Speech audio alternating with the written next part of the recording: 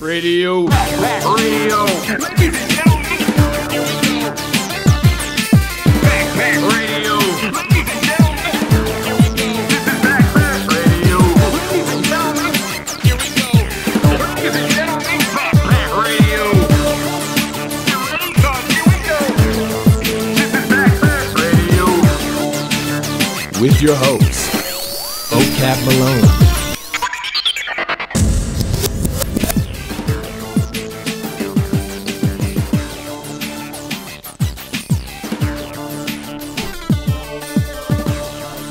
Am I loud enough?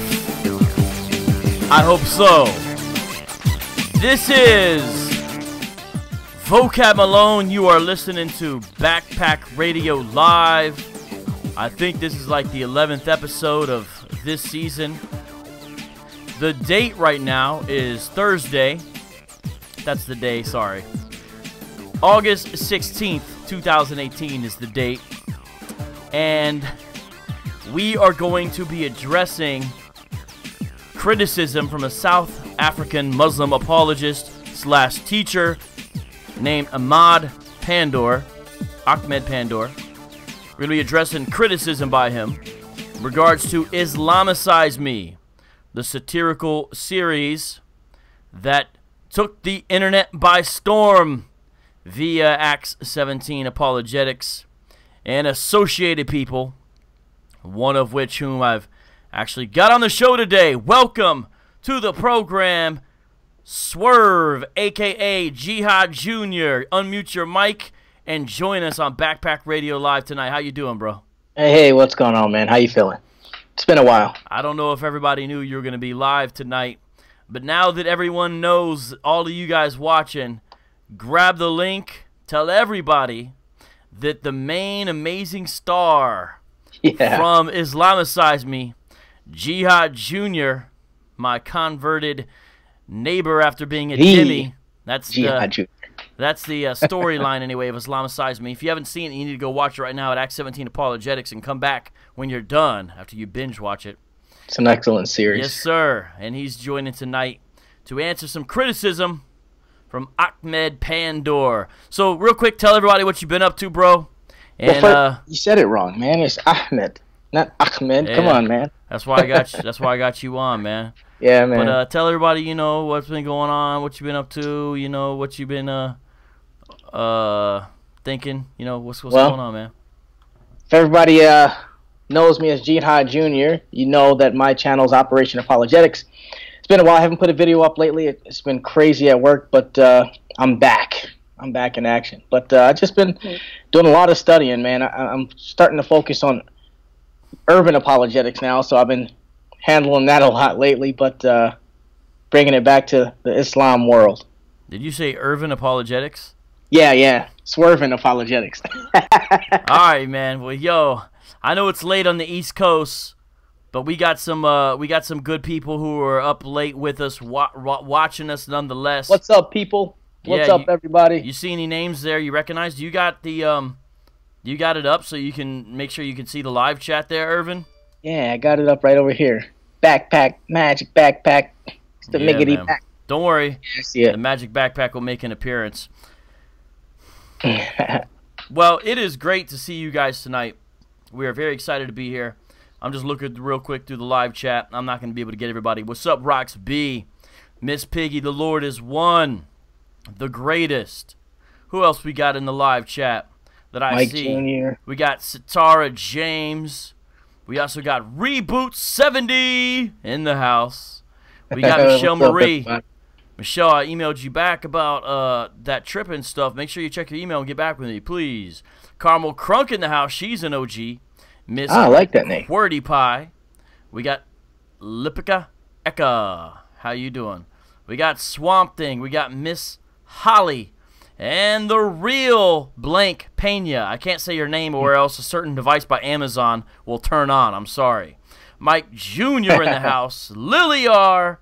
Remy Canadian. Uh-oh. Looks like you brought out some OGs up in here. Then MLP Shady Oak Ministries and Wow It Services all the way from Australia. All right, man. Can you do an Australian accent there, Swerve?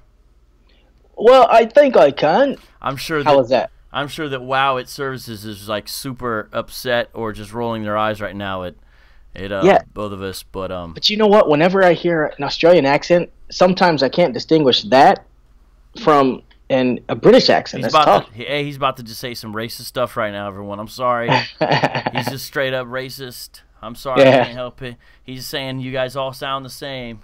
Yeah. Nah, we're just messing, man. We know what's up. All right, well, you know what? Yep. Let's get right into this video. That's how I want to do it. So, guys, I'm going to try to turn this up as loud as I can. Now, I got a little bit of a annoyance where I've got to play the video actually from Final Cut Pro. I was having trouble. That's why we started late. I was having trouble downloading the files. It wasn't letting me.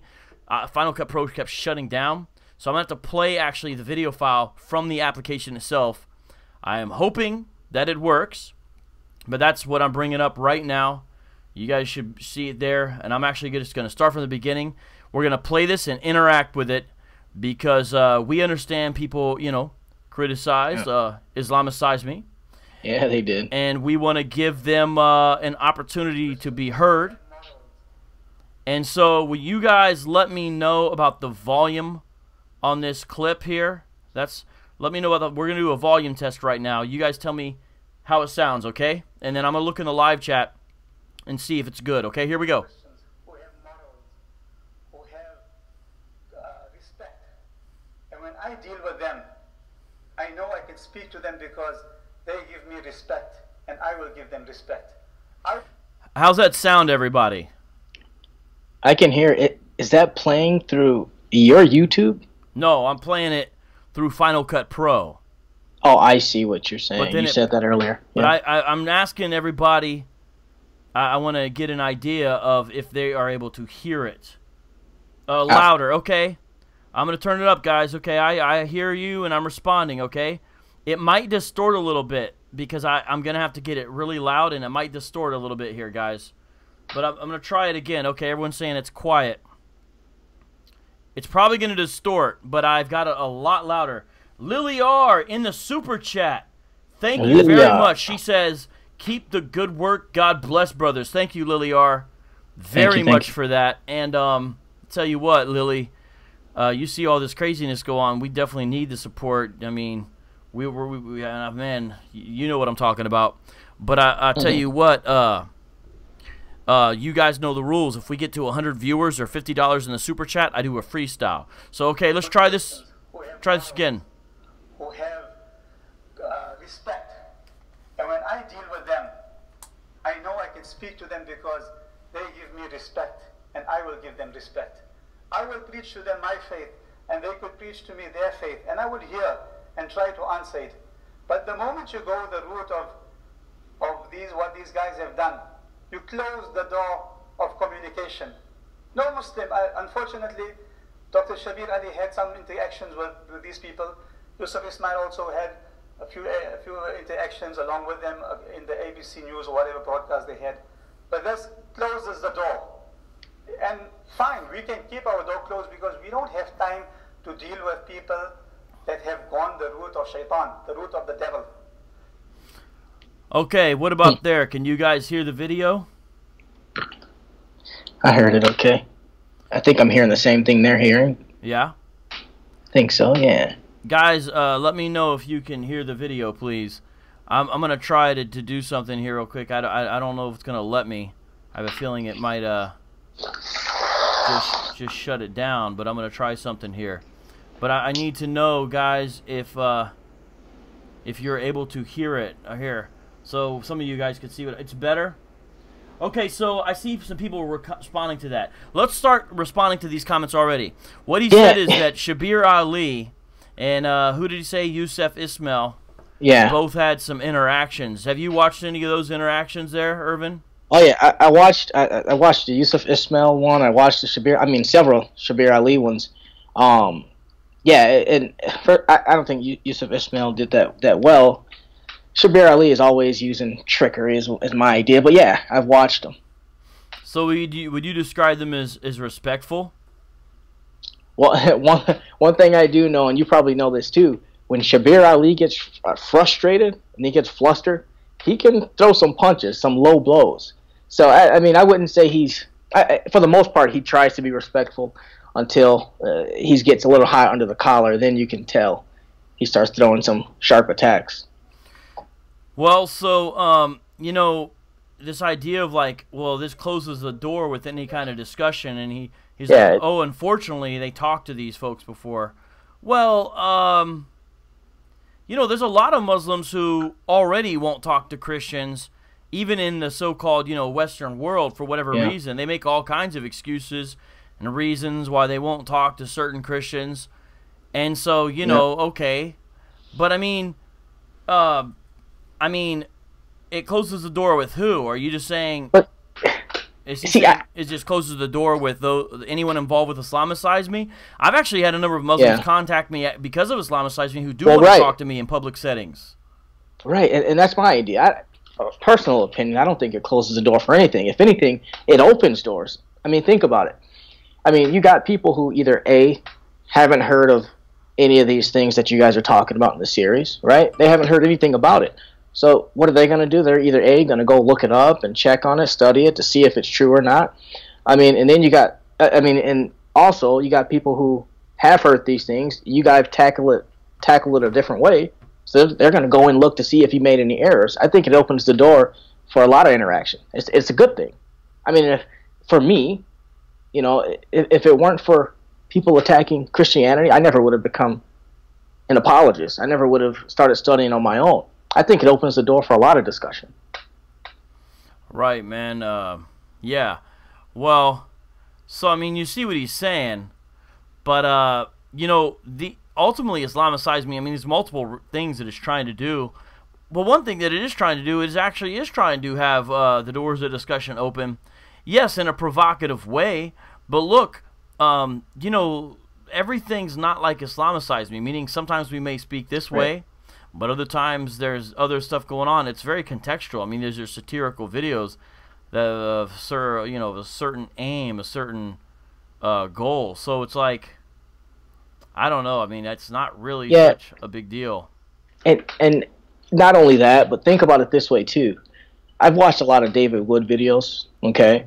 And there's a lot of his stuff that's strictly academic. I mean, strictly. But you gotta know who your audience is. I think this was geared toward a different audience. So I don't think it's closing a door. It's really opening a different door for people who are part of that audience for this type of material. Would you agree? Yeah, I mean, a lot of folks didn't know this stuff existed in the first place. You know? So, right. So, like, I mean, I'm just, like, it's helpful for people to know that this exists. I mean, we're glad when, to be frank, we want Muslims to be forced to talk about the things discussed in Islamicize Me, because a lot of times they're not discussed. And so when the Muslim apologist has to give an answer for why, you know, abolishing adoption was a good thing that made sense, they may give their apologetic, but we want them to be on the defensive because we want them to have to answer for Muhammad's actions there. If they're going to say that, you know, they're going to follow his sunnah, we want them to have to look at that. We want Muslims to have to think about this. So even the people that don't talk to us, we're honestly, we're glad for them to have to answer these questions because it's very important. Yeah, and I mean, the guy's in South Africa. I mean, right? He's in South Africa. Yeah, he's part of DDOT's organization, the Islamic Propagation Center International. Ahmed Pandor is the one who began that. Yeah, exactly. I mean, he's all the way, hours away by plane, hours away by boat, days away, and it opened the door for him to say what he's saying now, to make, 4 videos about this? And how many more will he make? Talk about opening the door. Look what it's doing. And he's getting Muslims over there who've A, seen the video, who are commenting in the crowd, and B, you get people who are just going to go to his channel and watch it, and they're going to be like, well, what is this Islamicize Me video? Boom, now more people are watching it, asking questions. You know what I mean? I agree. Let's play some more of this, and let's interact with this. Here we go. Whatever broadcast they had. But this closes the door. And fine, we can keep our door closed because we don't have time to deal with people that have gone the route of shaitan, the route of the devil. Because who gets happy in this whole process? The devil. So, now as Muslims, when we give All right. Hey, you're making a lot of noise, man. All right, so let's. shoot. What's up with Satan is happy because of this. Yeah. Listen, if Islam is what we believe it is, which is a counterfeit truth, a counterfeit gospel with a counterfeit Jesus, a counterfeit God with a counterfeit holy book, exposing that would not make Satan happy. His presupposition is that Islam is truth, and that makes Satan happy because we're exposing Muhammad. Now, I know he wouldn't put it in those words, but that's his presupposition. I mean, Ahmed Pandor, do you think Satan is happy when Christians in foreign lands pay the jizya? Because I think that makes Satan happy. Do you? Yeah. I think that. Yeah. Do you think it made Satan happy when Muhammad ordered the execution of poets who made fun of him? I think that made Satan happy. Ahmed Pandor, did you think that made Satan happy? And it was just more than one, right? Yeah, actually, you know what? I actually have a little poem about it. That's kind of a little bait for that. Yeah, let me do a couple lines from this poem. I have a poem about the poets who Muhammad had assassinated because they made fun of him. And so this is kind of a dramatic way to say it. Now, some of my pronunciation is not perfect, but I'm going to do my best to tell the story in a poetic way. Let me just share this real quick. Who will look after my children? Who will look after my children? Tell me who. Hellfire, the stranger answered. Before I could ask again, I received another response from another. This one metallic, shiny, shimmery, swift blade bore down at the back of my neck. The answer, final. I hear no more because I'm here no more. My pen was mighty, apparently. I wrote this verse, see. You could consider it derogatory. Personally, I thought it was funny. But not so funny when they captured me after the Battle of Badr. Not so funny when I heard the order uttered for my utter destruction. March 6/24. My name, Yubka bin Abi Muwait, and I'm Dead Poet #1.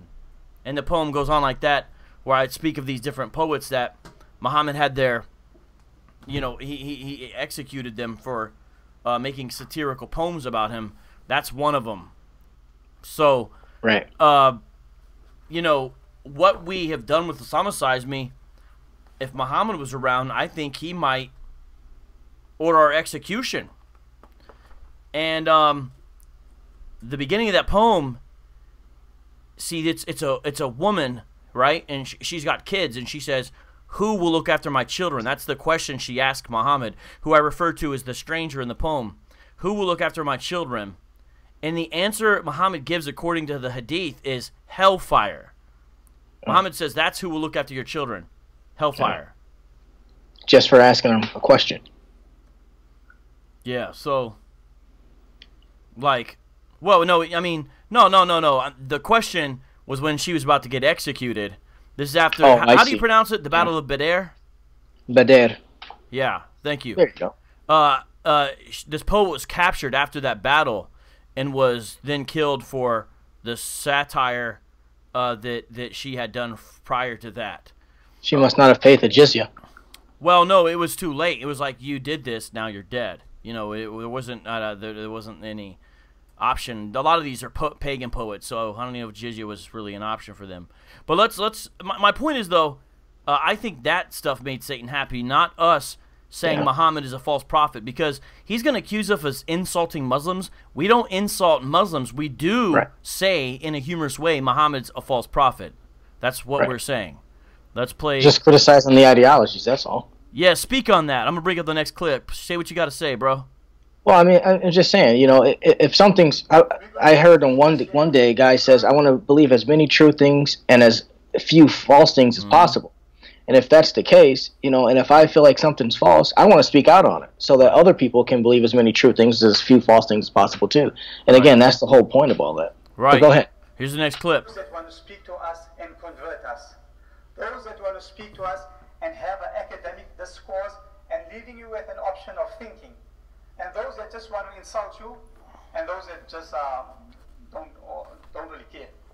Then we as Muslims will deal with those who are in the academic field, those who have concern, those that are true to Christ, and we will speak to them with love, tolerance, mutual harmony, fairness, beauty, as the Quran says. وَادْعُوا إِلَىٰ سَبِيلِ رَبِّكَ بِالْحِكْمَةِ. Invite to the way of Allah with wisdom and beautiful preaching. This is beautiful preaching. Now, O Christian evangelical world that... So, he just said... Yeah. That... Did you hear that? Mutual harmony, Yeah. tolerance, love, respect. He's saying that that's the way of Islam. Peace, love, you know, Speak on I was that. going to say something about that, too, because the whole time he's talking, I don't know if you noticed this. Okay, first of all, I know a fair share of them. I have a lot of Muslim friends. You know that. And most Muslims that I know, if not all of them, are extremely peaceful. Peaceful, they're freaking funny, they're tolerant of everyone, right? Things like that.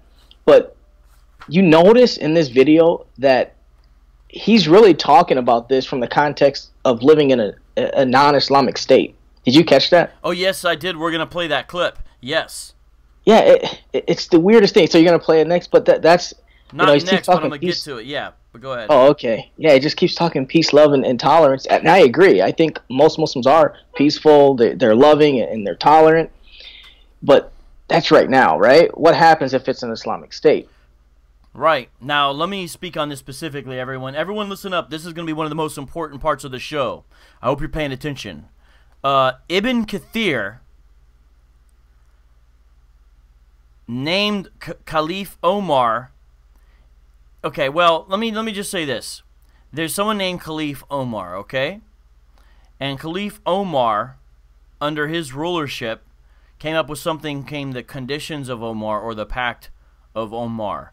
It lays out the details for how Surah 929 should be fulfilled, which the specifics there have to do with living in submission, making themselves feel subdued. So, it's named after the second caliph, who's Omar bin al-Khattab. He reigned from 634 to 644. And this is the idea is supposedly an agreement, but clearly it's not an agreement. Clearly, this is something forced upon the Christians. And it was redacted under other caliphs, especially Omar ibn Abdulaziz. He reigned from 717 to 720. Now, why are the conditions of Omar so important? Look these up why I'm speaking about this, if you guys are interested. Well, you have to be interested in this, because it basically details the practical way to fulfill Surah 929 and how to treat non-Muslims. And even today, in Sunni Islam, mainstream scholars such as Ibn Hazm al-Tartushi, Ibn Qadimiyah, Ibn Taymiyyah, well, these are not all people alive today. I'm talking about within Sunni mainstream historical scholarship, excuse me. Ibn Asakir, Ibn Kathir, al-Hindi, and Ali Ajin.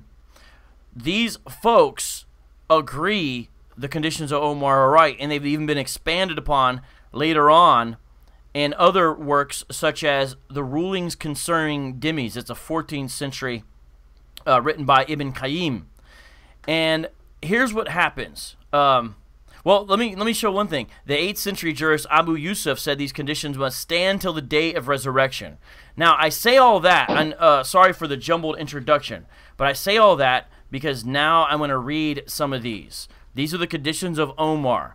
And remember, this guy was talking about mutual peace, respect, and harmony.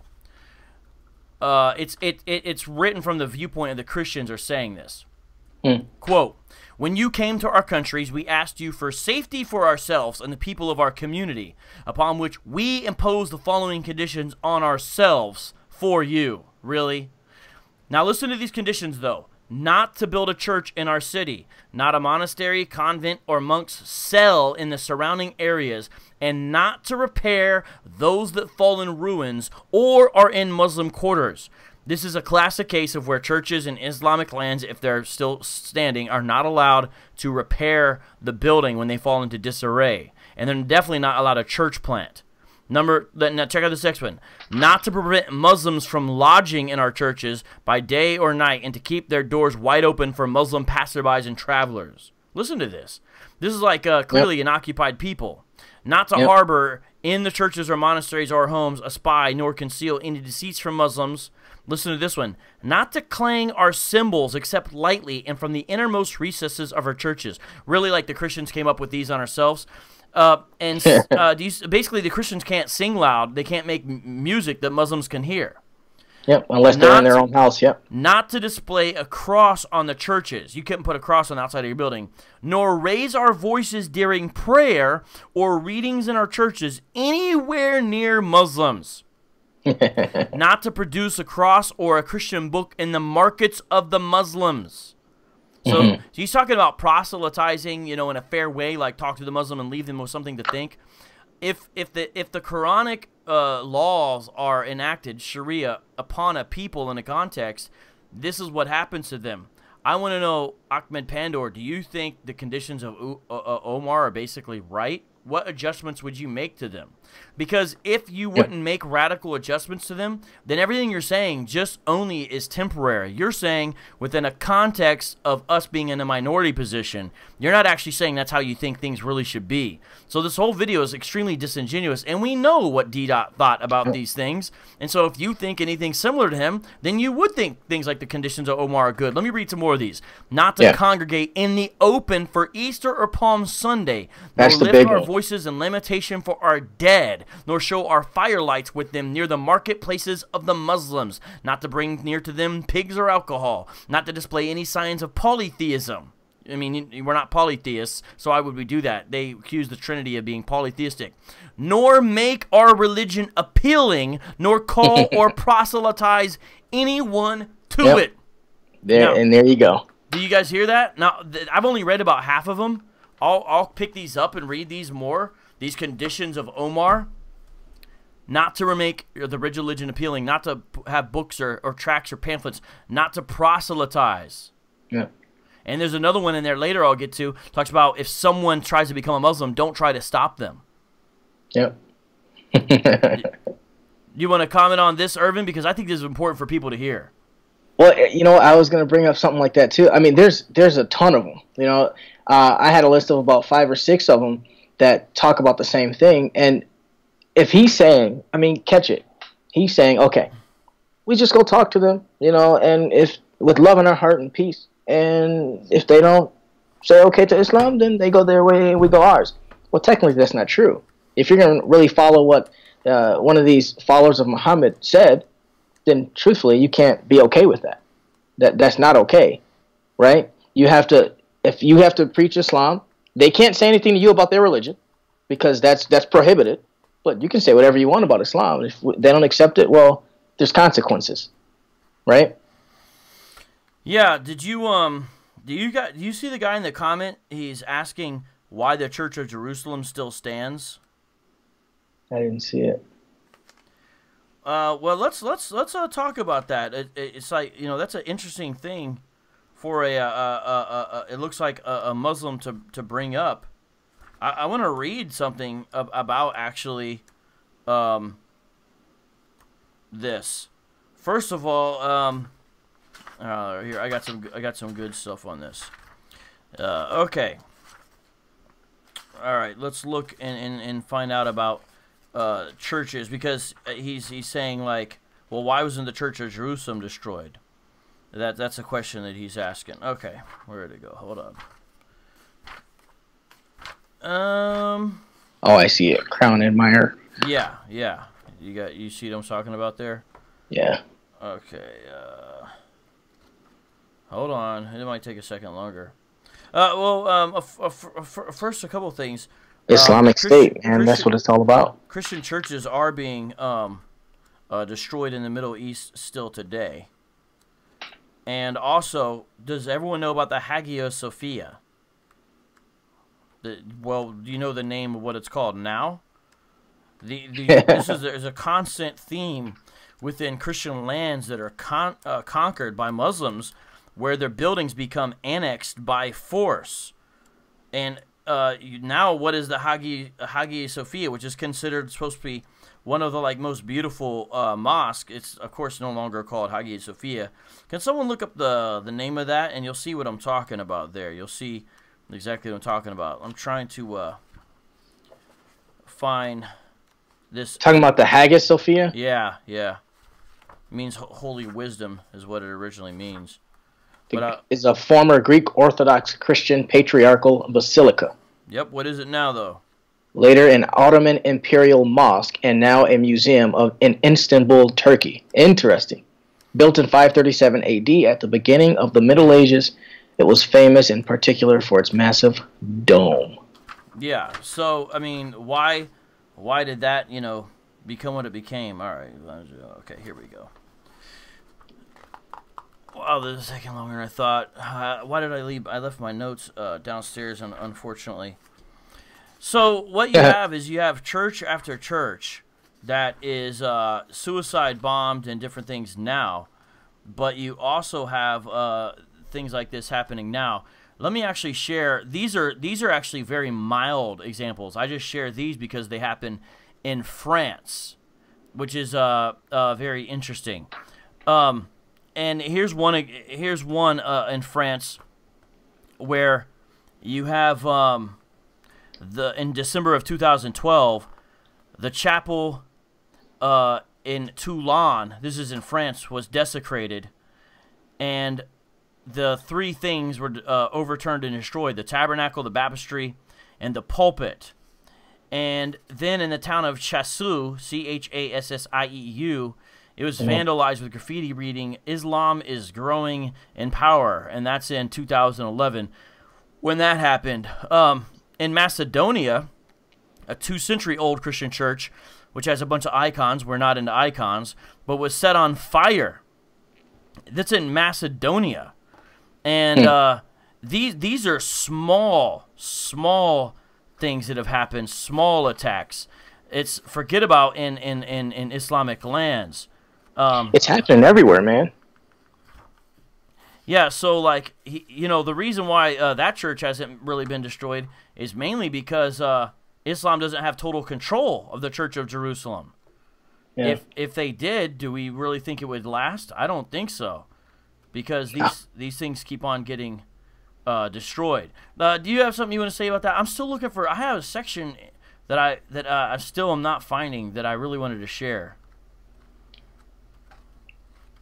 Well, I'm just saying, I've actually seen, I don't know if you watch it on Facebook and all that, and I follow, there's this guy who lives over in Lebanon, and he's a Christian, and he does documentaries in Lebanon and Israel, all over that area, about churches that are being either bombed or just overtaken by Muslims over there, because they want to convert these places into Islamic states. Obviously, they can't right now because they're not in power and they don't have the power to do so. But it's happening all the time. Yeah, and let me give you an example. In Afghanistan, in October of 2011, which is 10 years after the U.S. went over there, the State Department reported that the nation's last Christian church was destroyed in March of 2010 in compliance with a court order. So the last Christian church in Afghanistan was destroyed after the United States was there. This happened in March of 2010. That's one example of just where the actual buildings get destroyed, where people can't even meet. And how ironic that that's in Afghanistan. I'm not going to be able to find my main notes, but I mean, this is a common There's an entire list on here. Yeah, like when ISIS came into those regions, they would right away destroy anything that was related in any way to any kind of Christian relic. Like supposedly there's something to do with Joshua.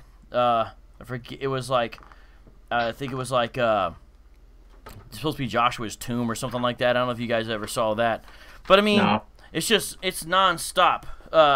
This happening. All right. Well, I have some other stuff, but I'm not able to find it all now. So. Okay, let's go back to Ahmed Pandor here. Yeah. All right, here we go, guys. And will see my message, tell me you have to hide in shame at the acts of your brothers who have plunged down the road of ignorance and lies. And the sad part of it is these people would have 30,000 hits on YouTube, 50,000 hits on YouTube, 100,000 hits on YouTube, and the wacky hee-ha-yo Texas man is going to say, yeah, give them Muslims a hiding. What are you doing? Are you appealing to people with a lower IQ? Are you appealing to people who do not think? Are you appealing to appease those that don't have any brains? أَفَلَا تَعْقِلُونَ? Don't you think? Well, do not make religion a mockery. All right, so Well, he's criticizing us for what he says insulting. Doesn't that seem like insults? yeah, that's an insult by itself. What is it? The teapot calling the kettle black or something like that? I mean, but if Islamicize Me never insults Muslims. No, and then he downplays it and says, no, it doesn't. I don't think at any point in time it ever insulted Muslims. But why is he saying we're appealing to people with low IQs? Yeah. He's saying are the videos just made for dummies and bigots? That's what he's basically saying. He's like, are you just trying to rile them up? That's what he's saying. But you know what? You know what I've noticed? Here's the thing, what I've noticed. A lot of, fine, let's say we're appealing to people with lower IQ. What I found are the dummies, right? Those people are usually the ones who actually go back and look stuff up.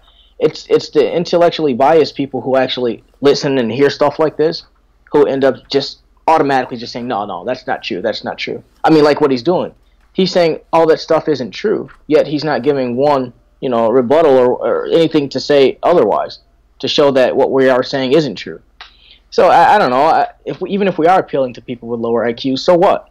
I think those are the people who are going to go back and actually look it up and study for themselves, or at least go and ask questions. I mean, but I've interacted with the people who have watched Islamicize Me, and I see them in the comments. They're generally speaking really informed people who understand a lot. We're not trying to appeal with people with lower IQ. That's not what we're trying to do, and that's not what's happening. But here, let me share this. Insult the faith of other people to that extent that we would be happy and rejoice in disgracing them. And that is not the teaching of Islam. The teaching of Islam is beauty, is love, tolerance, turning the other cheek. And Hold up. Hold up. Let's go to Surah 929. First of all, shout out to you, Lily R. I'll read your comment in a second. But did he just say Islam teaches turn the other cheek? Yep. I think that's a teaching from... That's from the Bible, isn't it? Jesus, maybe? And I don't think there's anything like that in Islam. Notice this. A Muslim, to make Islam sound peaceful and tolerant, has to borrow Bible passages. Yeah. Notice he's not quoting anything from the Quran. Right. He's saying turn the other cheek. What is this? If we quote the Quran, we'll see stuff where Muhammad kills people who insult him. You know what? Let me read another part of the poem. Yeah. I was just going to say, go ahead. This is the second part right here. Who will rid me of Marwan's daughter? This is a question Muhammad asked. Who will rid me of Marwan's daughter? Why do you have to ask that? Why do you have to ask that way? That question was my sentence, not another sentence in a poem I wrote, but nope, my final note. It was my death sentence. You know me. I'm a poetess from a tribe of pagans. I wrote sentences about my belief. My belief was that my people should have given our own relief instead of obeying this stranger. I'm not a stranger. Medina, my home, not alone, my love, Yazid bin Zaid, 5 little loved ones too. My last night alive, my youngest was by my side, assassin from my tribe arrived, replaced my baby with a knife, plunged it into the source of my poetry, my heart. The stranger's response was, 2 goats won't butt their heads about her. Maybe 2 goats wouldn't care, but 5 kids and 1 husband did. March 6/24. Asma bint Marwan and I'm dead poet number 2. That doesn't sound like turning the other cheek. That's strong, bro. That's And a nice one. what did he say? 2 goats Wouldn't butt their heads. butt their heads about her. But Right. did you hear the way it happened? I'm going to actually read the account now here. Let me actually read the account in case everyone Where's that wonders how one at? artistic I'm being. Because here's what we're doing. Ervin and I here are showing Islam is not a religion of turning the other cheek. In fact, if you even would have insulted Muhammad with a poem, you could be killed. Yeah. Here's what he really said here. Here's the actual quote. Will no one rid me of this woman? That's what Muhammad is reported to have said. Umayyar, a zealous Muslim, decided to execute the Prophet's wishes. That very night he crept into the writer's home while she lay sleeping surrounded by her young children. There was one at her breast. Umar removed the suckling babe and then plunged his sword into the poet. The next morning in the mosque, Muhammad, who was aware of the assassination, said, "You have helped Allah and his apostle." Umar said, "She had 5 sons. Should I feel guilty?" "No," the Prophet answered. "Killing her was as meaningless as 2 goats butting heads." So notice this. The assassin who's trying to make Muhammad happy feels guilt and says, "Should I feel guilty? She had 5 kids." He says, "Nah." You guys see that? Yep. Where's that? Where Where do you find Super that? Chat says, when a Muslim kills someone for leaving Islam, doesn't that saying God is in control? I don't see the logic in that. Yeah. All right. Let's play the next one here. Let me see. Where is it? All right. Here we go. Showing you a better way, that we would invite you with love, peace, mutual tolerance, and all those questions you Love, peace, and mutual tolerance. It doesn't happen, bro. What is, Again, What is he talking about? he's talking about living in an Islamic state. And people eat it up because they don't understand that you do that. Yeah, sure. Most of them are like that, but not if it were an Islamic state, which most Muslims are pushing for. That's what ultimately they believe, that it's going to come back. So yeah, peace, love, tolerance until what? You have the upper hand. Yeah, notice how many times did you hear him quote a Quranic passage so far? We call that a donut. Or give a hadith.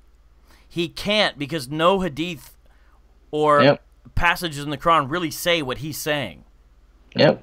That's why he's not quoting them. The only time he quoted something was a Bible verse. Yeah, exactly. Islam revolt against the hadith, we would answer it. But in the same token, وَإِذَا خَاطَبَهُمُ الْجَاهِلُونَ قَالُوا سَلَامًا, we've been instructed from the Quran that when we speak to people of ignorance or people of stupidity or foolish people, it is better for us to say peace. You go your way, we go our way. So this is a guy saying you shouldn't insult, then he calls us people stupidity, foolish, ignorance. Yeah. You go your way, we go our way.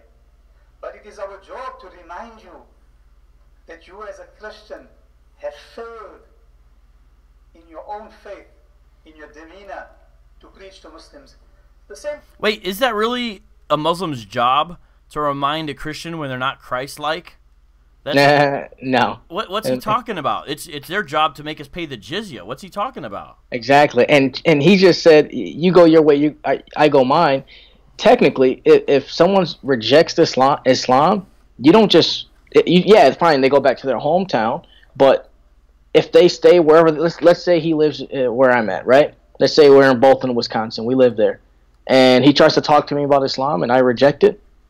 Either A, I have to pay jizya, or he has to... well, there's other things. He can probably kill me if I don't. Or I got to fight.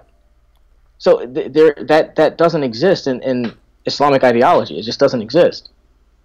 And again, I wish it was accurate what he's saying, but let me remind him of Muslims who did not say, you go your way and you go mine.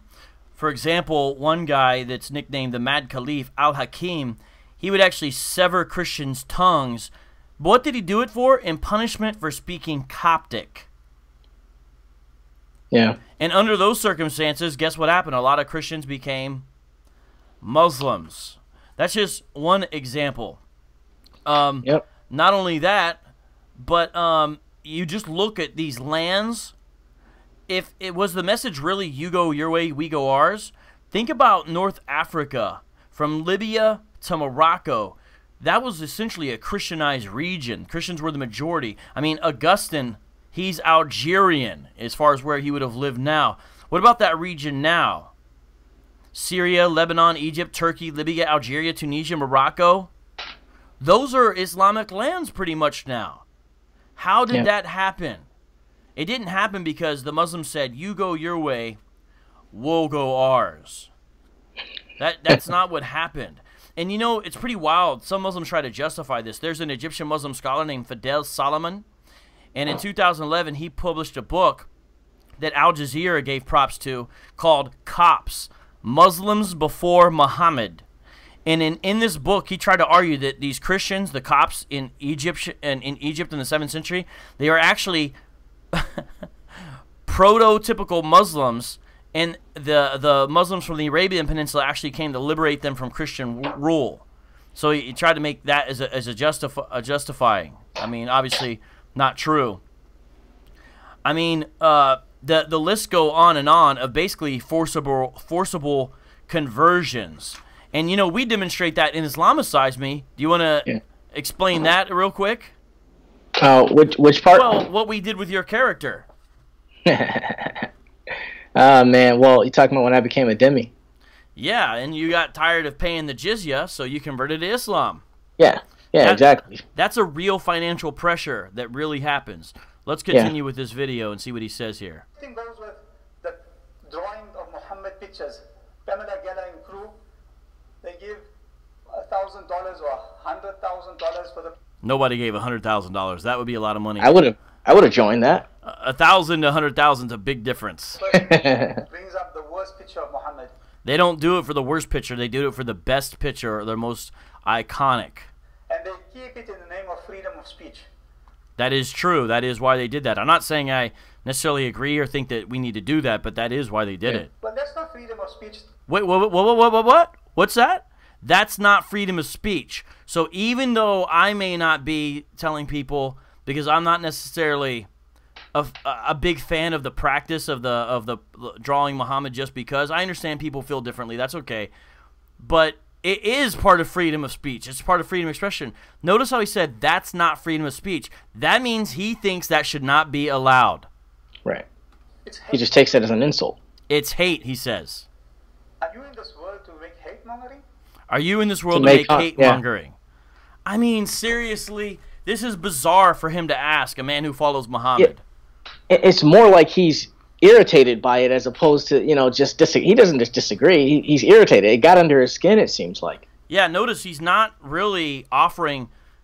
It's almost like he's giving things he thinks will appeal to a Western audience, as opposed to really giving Quranic passages or really strong rationale. You know, he's trying to use shame to make anyone involved or supporting Islamicize Me shame. You know, you're stupid, you're ignorant, you're hateful, you're with Satan. But he's not really making an actual argument. Right, because most of the Western world is trying to be all politically correct now, right? And Allah says in the Quran to you, yuriduna, that you wish and you desire, ayudfi'u, to diminish nur Allah, the light of Allah. وَيَأْبَى اللَّهُ إِلَّا يُتِمَّ نُورَهُ وَلَوْ كَرِهَ الْكَافِرُونَ. But Allah Himself will take it upon Himself to make His light and His guidance and His magnificence to be flourished in the world. Right. And you see what happens when you have this Islamophobia type of things. The negative effects, it comes that now you're going to get Muslim people that are going to react in an un-Islamic way. Listen to that. The negative thing about Islamophobia, so he's just calling Islamophobia. He's saying it's right. Is that you'll get Muslims to act un-Islamic. What's he saying by that? He's saying, well, he knows how people are going to react to that. He's saying because of these videos, you're going to have Muslims acting violent. That's what he's saying. They're going to see these videos. They're going to see this Islamophobia stuff, and out of their zeal and their rage. Their zeal and their rage. Is he talking about Muslims there or Christians? Yes. No, he's talking about Muslims. I That's what he's saying. didn't catch that the first time. Nice. They would now perpetrate it on to normal good Christians. They will now perpetrate it onto normal good Christians.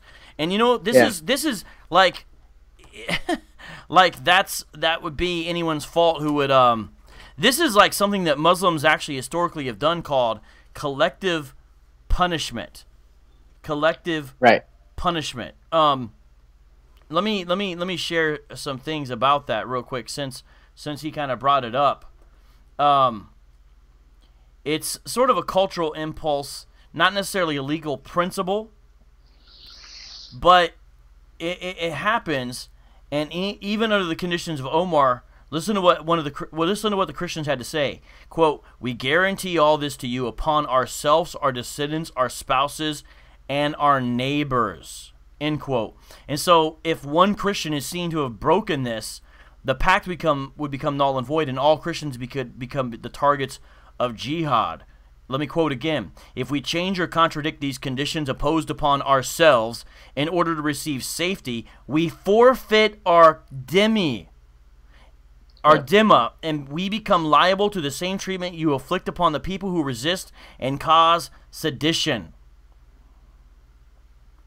But you know what most people usually say to that? They say, well, if they go in peace, then we don't have to do that. Yeah. So it's a blame. It's almost like this: the abuser who says, "Look at what you made me do."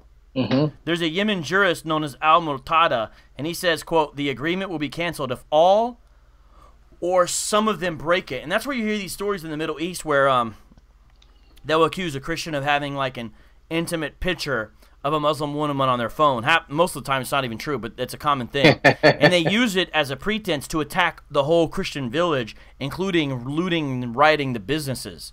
This is a real thing that commonly happens. And this is how over time you go from a Christian population of 80% to 5%. Let's continue and watch and see what he says here. Innocent people, but you were the cause because you... Innocent people, but you were the cause. This man is acting a certain way, like, hey, we need to be Christ-like. But he just said here that if angry Muslims hurt innocent Christians, it's your fault because you made a video. Right. Did everyone catch that? Yep. This is Islamic apologetics. Hey, he's from Ahmadiyya's side. Let him go. How twisted. Planted the seeds of hate and animosity. And going back, I remember Dr. James White speaking about Sam Shamoun, saying that Sam Shamoun, had a place in his heart where he was concerned for Muslims, and he wanted Muslims to see the truth, etc. But as they have been in the apologetics world, and as it stands as today, they've lost the plot. They lost the plot. And they lost the plot completely. So what should we do as Muslims? First of all, the Muslim world will react, and those apologists on the web will react and put out their various things. But the beauty part of it is that the own Christian good people have rejected these videos and have admonished these perpetrators. What was he about to say? Because it almost sounded like he's about to say kafir. Listen, he says ka and then stops. Listen to this again, everyone. Yeah. Did you hear that? Yeah. Did you listen to that again, everyone? It sounds like he's about to say kafir. Explain what a kafir is real quick to everybody. Well, a kafir is somebody who's freaking a sinner. He's basically somebody who's destined to hell. Like a dirty infidel is kind of the meaning. Listen to this again, everyone. He goes ka and then stops. Good people have rejected these videos and have admonished these perpetrators. These perpetrators. Though these perpetrators are not willing to listen. Perpetrators. Do you hear the loaded language here? The type of... Wait, am I not sharing the screen? I'm sorry, guys. I was only playing the audio. I'm sorry. I wasn't sharing my screen there. Hopefully you could hear the audio. I saw it. I'll play it again, though. But did you hear what he said? We're all disbelievers. Yeah. But it's more of an insulting term, but yeah. But notice he's saying perpetrators. Yeah. Like, he's using criminal terms. He called us earlier in the video enemies of Allah. See, this apologetics is filled with subterfuge. This is just filled with subterfuge and incrimination if you know what he's saying. Listen. So even the clergy, the ministers of the churches, the people of authority in Christendom are admonishing these Islamophobes to stop doing it in the name of Jesus. These people don't want to hear what they say, they don't care what they say, they're not even interested. But what do? They say that these good evangelists are Muslim bootlickers. I don't know who said that, but Well- I never said that about anyone who disagreed with Islamicize Me. I never heard nothing like that. Muslim bootlickers. I understand Christians of good will can disagree with each other. So I've never said that about anyone who disagrees with Islamicize Me. I respect people who disagree with Islamicize Me and understand. I would never say that about those folks. Well, I mean, I heard some chatter on YouTube about people who dislike Muslims and Christians interacting, and they hated it, so they made fun of them. So I kind of see what he's saying. I know who he's talking about. But he's grouping us. Like, he's talking about the With people them, who right. made Islamicize Me. Then he's grouping them with people who say anyone who disagrees are Muslim bootlickers. Right. He needs to Right. be careful because for Correct. example, I never said anything like We that don't with agree those who with that, disagree. But he's making it seem like that was our Are response. they Muslims in Yeah, disguise? not at all. Or the Muslims who are Muslim best of friends? No, they're not. They just have better morals, better integrity, and better class than the lower grade of David Wood, Sam Shamoun, Vocab Malone, Kamala Galgala, and Abu Jahl, and co. He just named two people that don't even have anything to do with Islamicize Me. But hey, Yeah, whatever. Pamela Geller and So anyone who they have better class than Vocab Malone. yeah. And those that were having the utmost hatred for Islam because of ignorance and not having any knowledge, these same people.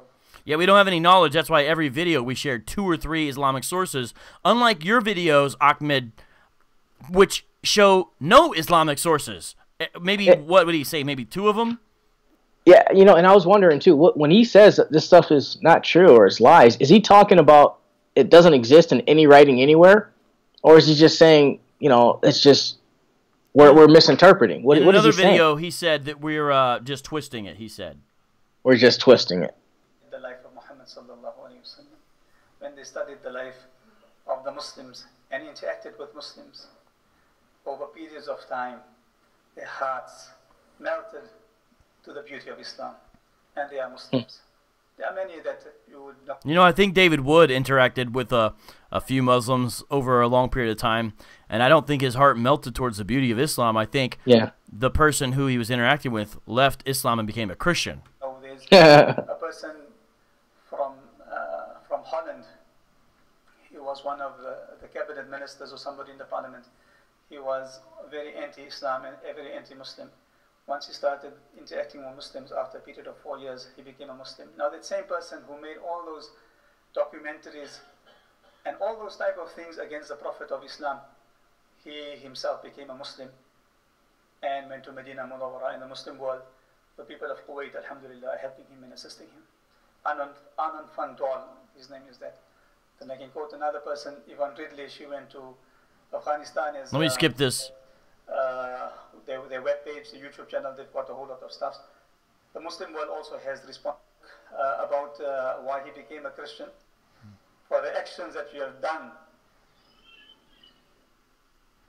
He became a Muslim, who was a Muslim Christian, and before he died, he was in the company to understand who Christ was, because he might have felt very guilty that through many years of his life.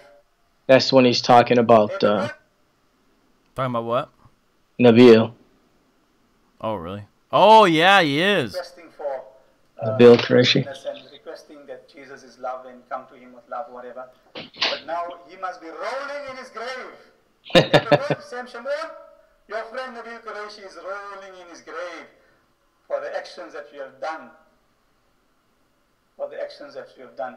I admonish you that repent. And repent. And you have to apologize to your own Christian clergy, your own Christian countrymen, your own Christian value system which you have betrayed and you have left in producing the series. And for Hey, me, did you see that video that Nabil made about that? Yeah, I did. He's really twisting what he said. Yeah, of course. He wasn't of feeling course. guilty. Of course, yeah. about this because why should we engage in rubbish? Why do we engage with people like this? But we are forced to because the responses are we are forced to do it, and we have better things to do, you know.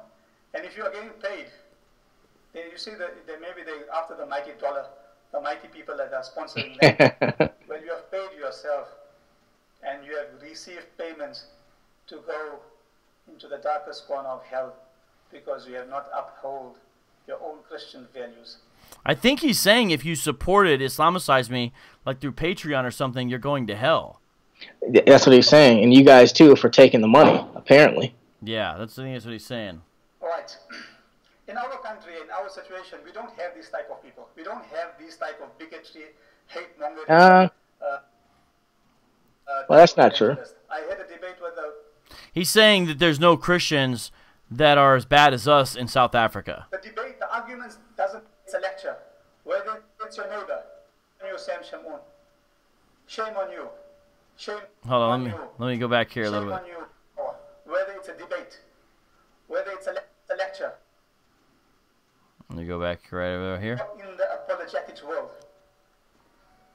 Tell me, how can you invite towards Jesus Christ when you yourself have lied and have lied about the faith of other people in such a manner? What did we lie about? Notice there's no specifics. Exactly. You can't. You just have shot yourself in the foot.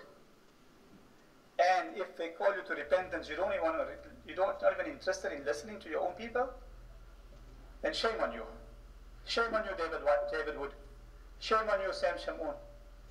Shame on you. Shame on you. Shame on you.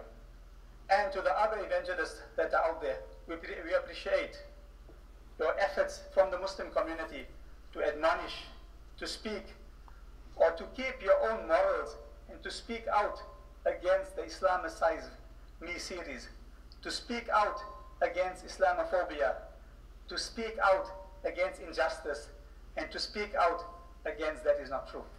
Speak out against injustice? Ahmed Pandor, do you speak out against the injustice of when people are sent to jail for sending text messages that disagree with Muhammad's prophethood status in Pakistan when they violate the blasphemy laws? That seems like an injustice. Were you against the massacres that took place in Egypt after the Arab Spring?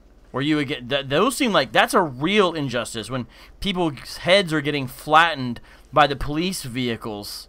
That seems. Are you against the injustice of when churches are bombed and on Christmas Day or New Year's Eve? Are you against that's an injustice? Are you against the injustice of so-called apostates who have to recant or die in Islamic lands? Yep. Probably not, but Islamicize Me, that's an injustice. Yeah. We applaud you, we thank you, and we hope to engage you in fruitful discussions, in beautiful dialogue, in lovely academic discussions, in mind-boggling understandings of each other's scriptures, solutions, answers. Mind-boggling? so funny. Doorn. D-O-O-R-N. Became Muslim. Called Proclaim. The Facebook page called Proclaim has all the. All right, I'm about to go to the next one in a second here. But do you have something you want to say? No, not on that part. On the next one, though.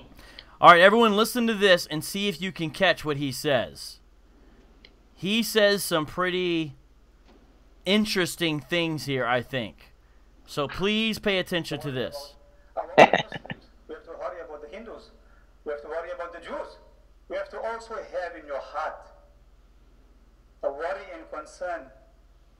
Wait, hold on. Wait. Is that the right one? Yeah, I think it is. For the Zionist people and the haters of Islam and everybody, even the most wretched person, we have to have worry for them that they should accept Islam. And the proof of that is the Quran. When Musa was sent to Pharaoh, Pharaoh was the only person, one of the only people that said, Ana Rabbukumul A'la, that I am the greatest, I am Allah, I am God, I am the Elohim. But Allah told Musa, ends by the permission of Allah. See, it is not our job to convert anybody. We cannot convert anybody. It is our job to preach or to explain and discuss in the most beautiful ways and most beautiful manner and explain to people and leave them with a choice. لا إكراه في الدين قد تبين الرشد من الغي. There is no compulsion in faith.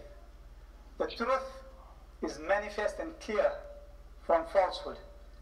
And whoever accepts the truth has found guidance, and whoever is rejected is between him and God. It seems like his whole entire position can just be refuted by Surah, 929. Just everything he's talking about. Yeah, is easily refuted by just that one verse. I mean, do you have your Quran on you? Yeah, I have it right here. Maybe we should just share that just to show. Hey, you know the one I have? Check it out. Oh, the study Quran, nice. Yeah, man. Yeah, and this thing is expensive. Just share that real quick. And by the way, there's lots of verses in the Quran besides 929 that show that infidels are to be despised. We'll say that, to say the least. Such as Surah 3, 100, 110, 112, 118, 120. So there's a bunch also in Surah 3 that people should take a look at. But, actually, you know what? Let me read Ibn Kathir. He's a mainstream interpreter of Surah 929 before you read it, because this is the way he interprets it, and it's a way a lot of Muslims still interpret it. Allah said, until they pay the jizya. This is Ibn Kathir's exegesis of Quranic verse Surah 929. If they do not choose to embrace Islam with willing submission, that is, in defeat and subservience, and feel themselves subdued, that is, disgraced, humiliated, and belittled. Therefore, Muslims are not allowed to honor the dhimmis or elevate them above Muslims, for they are miserable, disgraced, and humiliated. Sahih Muslim recorded from Abu Huraira that the Prophet said, do not initiate the salam to the Jews and Christians, and if you meet any of them in a road, force them to its narrowest alley, end quote. This is why, I'm still reading Ibn Kathir's exegesis. There he quoted Sahih Muslim, who is recording from Abu Huraira, that Muhammad said, don't even offer peace to Jews or Christians, and if you're on the road with them, force them to the narrowest alley. So this is the man he thinks is a great example for all mankind. This is why the leader of the faithful, the second caliph, Omar bin al-Khattab, may Allah be pleased with him, demanded his well-known conditions be met by the Christians. Remember those conditions I met earlier, the conditions of Omar? And continue on with the last line in the quote, conditions that ensured their continued humiliation, degradation, and disgrace. Now there, read Surah 929, please. Surah 929, fight those who believe not in God and in the last day, and who do not forbid what God and his messenger have forbidden, and who follow not the religion of truth, among those who were given the book until they pay the jizya with a willing hand, being humbled. Now, that's what I'm saying. His entire position can be refuted just from that.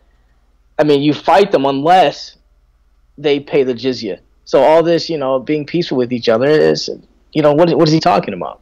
Yeah. Hey, to my moderators, can you guys, man, by the way, we got 70 people watching. If we get 30 more, I'll freestyle. We definitely don't have enough in the super chat yet, but hey, to the moderators, there's a bunch of people going way off topic, and I've been watching it for a while, but they're not stopping. All the people talking about all this, the politics and stuff in there that are about other stuff, that's nothing to do with what we're talking about. Guys, please don't join in. I mean, a little bit off topic stuff's one thing, but it's like really out of hand.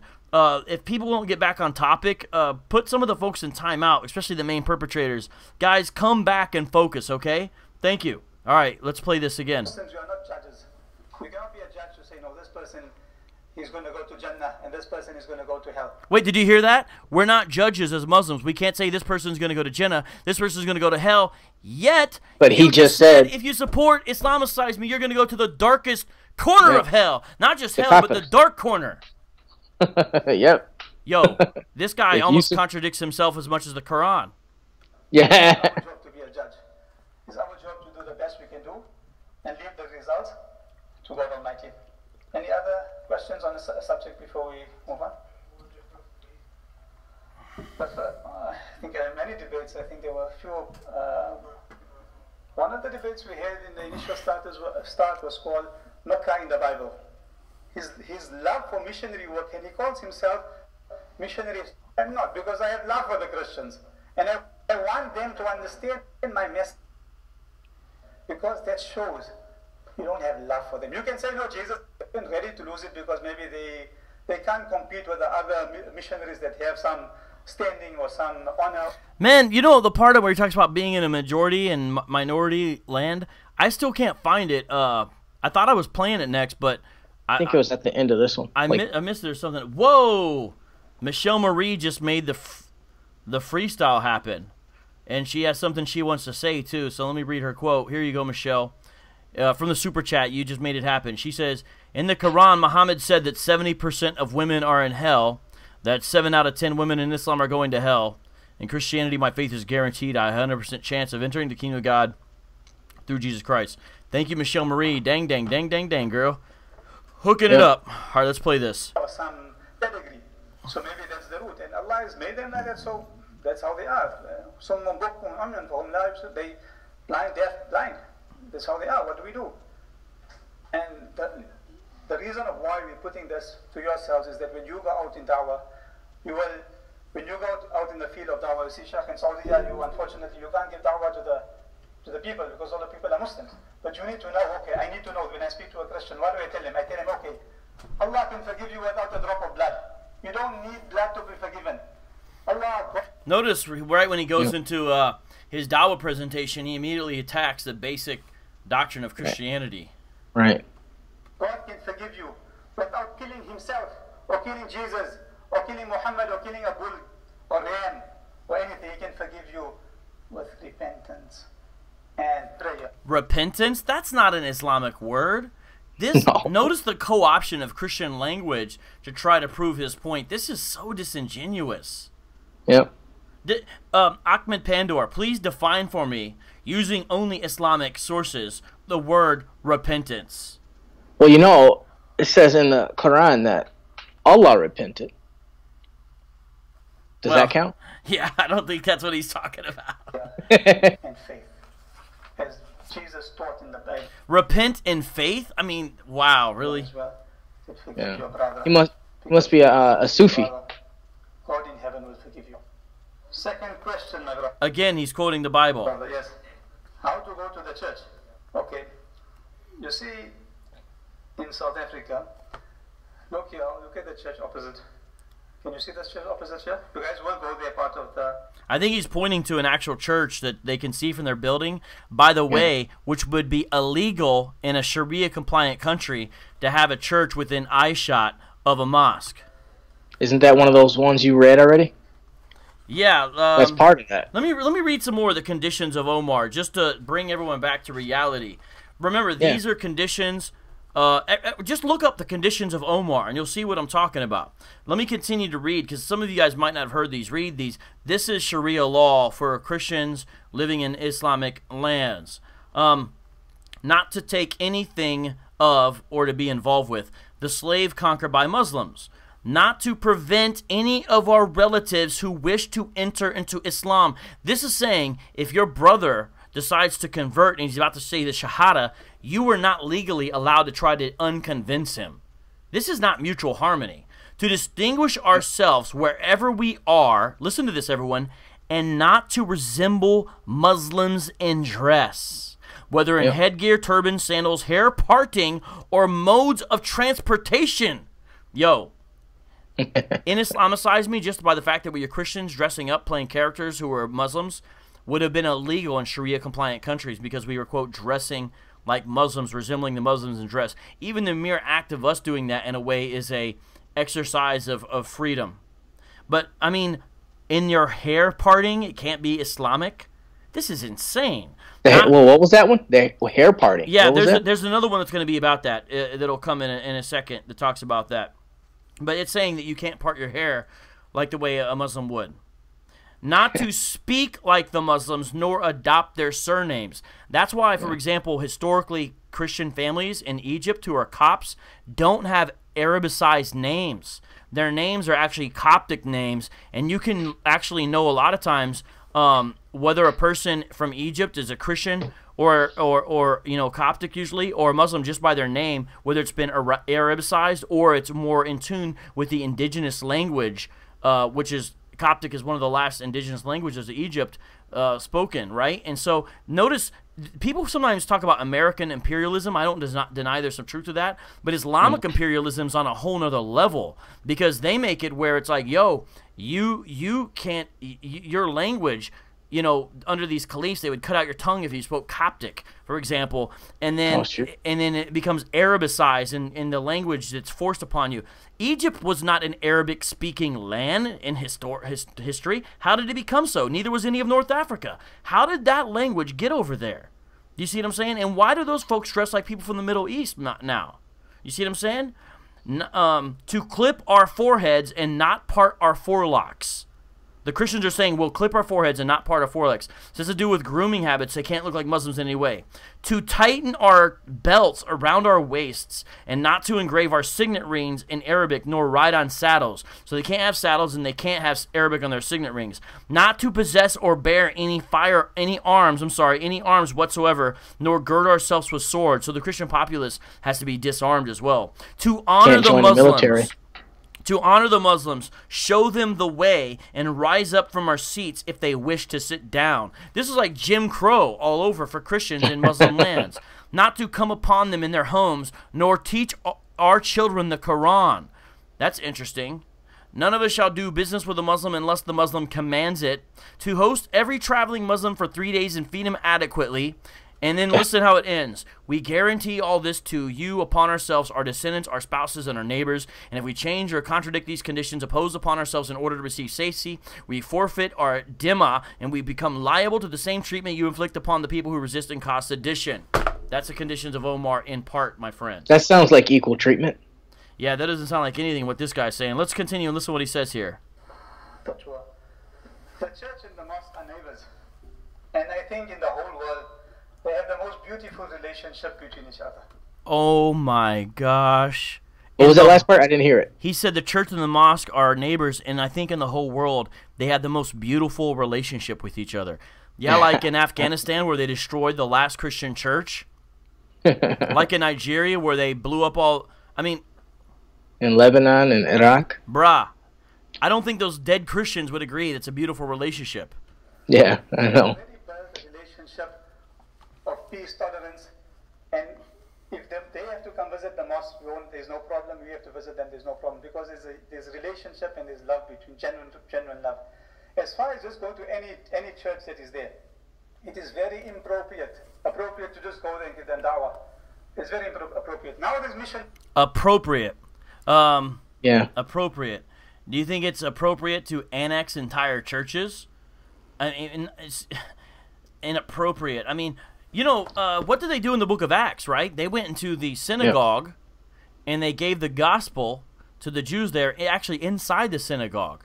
So for the Christians, we don't have to necessarily go into the mosque and evangelize, but in the United States of America, at least, there's freedom to actually stand outside the mosque, and when people are getting out for Jimna on a Friday, hand them tracts and evangelize them, much as what I, myself, others have been involved with. But you know, you couldn't do that now today over like in Saudi Arabia. You couldn't do that as a Christian. No, you cannot. Do that. It's illegal to own a Bible. You know, this issue of churches in Islam is very important. And in fact, here's a modern treatise translated as this, quote, "The ruling on building churches and other idolatrous places of worship in Muslim lands by Sheikh Ismail bin Muhammad al-Nasari." He died in 1996. This was published in 1979, and this was praised by a lot of authorities worldwide. And basically, at the end of the document, it's 60 pages, the essence is, under no conditions under Sharia law are new churches allowed to be built. So I don't see how this is a beautiful relationship, is my point.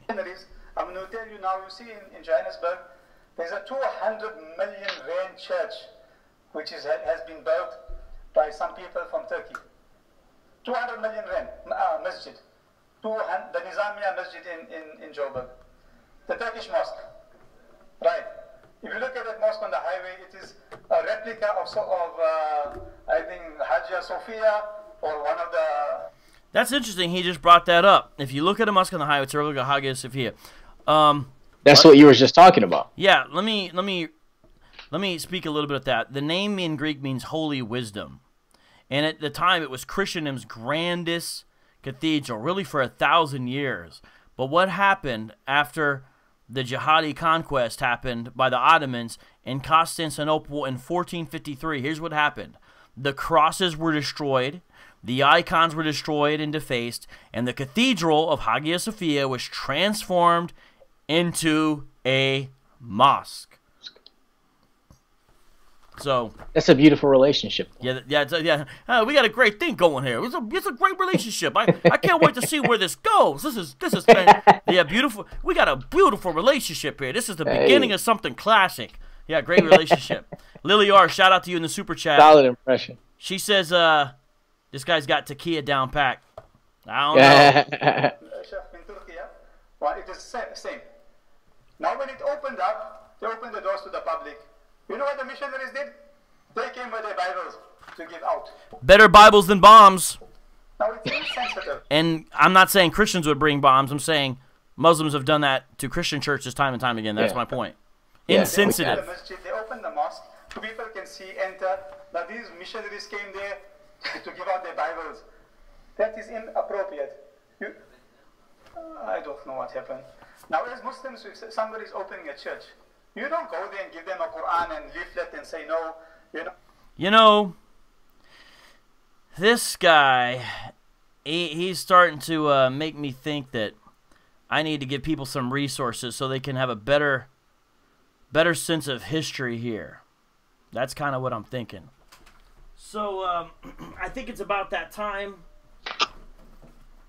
for me to go ahead and get on that. Let me show you.